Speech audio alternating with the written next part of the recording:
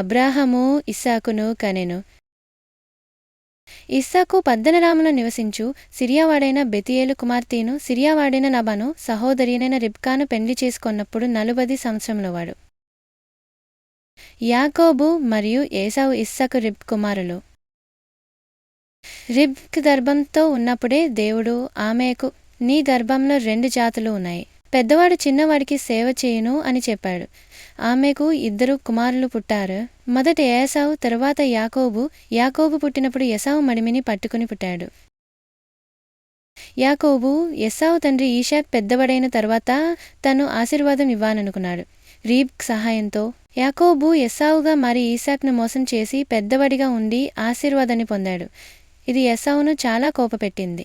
ఏసావు అతన్ని చంపాలని నిర్ణయించగా యాకోబు తన మామ లాబాను వద్దకు హారానుకు పారిపోవలసి వచ్చింది. హారానులో యాకోబు తన మామ లాబాను కలుసుకున్నాడు.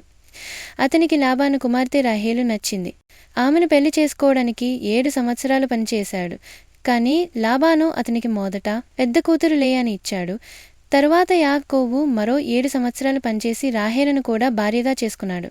యాకోబుకు లేయా, రాహేలు మరియు వారి పనిపిల్లల ద్వారా మొత్తం 12 కుమారులు పుట్టారు. వీరే ఇశ్రాయేలు యొక్క 12 గోత్రాల పితరులు. దేవుడు యాకోబుకు తిరిగి తన జన్మస్థలమైన కనానుకు వెళ్ళమని ఆజ్ఞ ఇచ్చాడు. యాకోబు తన భార్యలు, పిల్లలు, ఆస్తులతో సహా ప్రయాణమయ్యాడు. మార్గమధ్యంలో అతనికి దేవదూతల దర్శనం కలిగింది.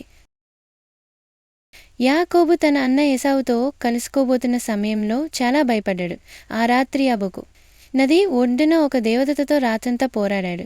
ఆ సంఘటన తరువాత దేవుడు యాకోబుకు ఇశ్రాయేలు అనే కొత్త పేరిచ్చాడు. దాని అర్థం దేవునితో పోరాడినవాడు.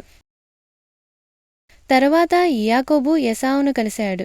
ఏసావు అతనిని క్షమించి ఆలింగనం చేసుకున్నాడు. ఇది ఒక శాంతి సమాధాన సంఘటనగా మారింది.